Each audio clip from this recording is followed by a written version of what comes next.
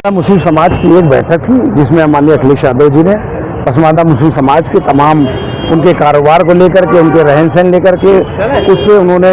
सभी लोगों से बातचीत किया है और ये कहा कि मुसलमानों में एक कुल आबादी का 85% पिछड़ा पसमानदा मुसलमान है और हमारी सरकार बनेगी, इसके लिए कार्य योजना बना करके हम जरूर इस समाज को देश की मुख्यधारा से जोड़ने का काम करेंगे। हर मुसलमानों को टारगेट कर रही है, उनके धर्मस्थलों को, उनके मदरसों को, उनके कब्रगाहों को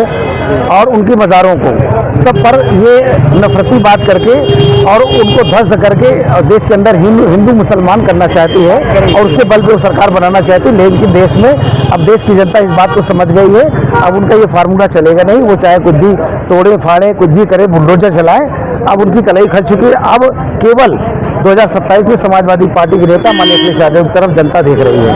आप अपने समाज के बड़े नेता हैं, समाजवादी पार्टी अखिलेश जी की तरफ से आपको कोई हिस्सेदारी सरकार आने पर या कोई ऐसी बातचीत हुई है? नहीं, उन्होंने कहा है कि समाजवादी पार्टी में संगठन में और पीडीएफ फार्मूले के तहत पसमानदा मुस्लिम का मतलब पसमानदा भी होता है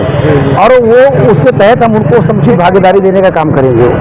लगा दिया किस हाथ में कि वहाँ पर ट्रक कैसे खड़े होंगे, लोडिंग अनलोडिंग कैसे होगी, जो लोग मंडी में किसान या और लोग आएंगे मजदूर, उनके लिए कहाँ वॉशरूम होना है, कहाँ चाय पियेंगे, कहाँ नाश्ता करेंगे, उन तमाम सुविधाओं के साथ एक मॉडर्न एयर कंडीशन मंडी बनाई गई थी आम के लिए। लेकिन ये सरकार कारोबार, रोजगार, उस पर ध्यान नहीं देती है, क्योंकि कारोबार हमें जोड़ता है, उद्योग हमें जोड़ते हैं, इसलिए उद्योग कारोबार इनके एजेंडे में नहीं है, नौकरी इनके एजेंडे में नहीं है, इनके एजेंडे में महंगाई है, इनके एजेंडे में भ्रष्टाचार है, इनके एजेंडे में अन्याय करना है, लोगों को डराना है, इनके एजेंडे में अगर आपने सच बोल दिया तो पुलिस भेज देंगे आपके पास। अखिलेश जी, एक वीडियो वायरल हो रहा है, कल एक वीडियो वायरल हो रहा था, हरदोई में एक बच्ची ने पिस्टल लगा दिया था एक पेट्रोल पंप कर्मचारी को। बीजेपी अब ये कह रही है कि वो सपा के नेता है, हालांकि उसकी बेटी ने खारिज किया कि 20 साल से पॉलिटिक्स में नहीं है लोग। नहीं, देखिए, आपका बीजेपी के प्रोपेगेंडा का कोई मुकाबला नहीं कर सकता, बीजेपी के घटिया प्रोपेगेंडा का कोई मुकाबला नहीं कर सकता। बीजेपी के पास इतना संसाधन है, किसी को बदनाम करने के लिए आप कल्पना नहीं कर सकते। जिस फोटो से, जिस वीडियो से, जिस किसी और न्यूज से या फर्जी न्यूज बना करके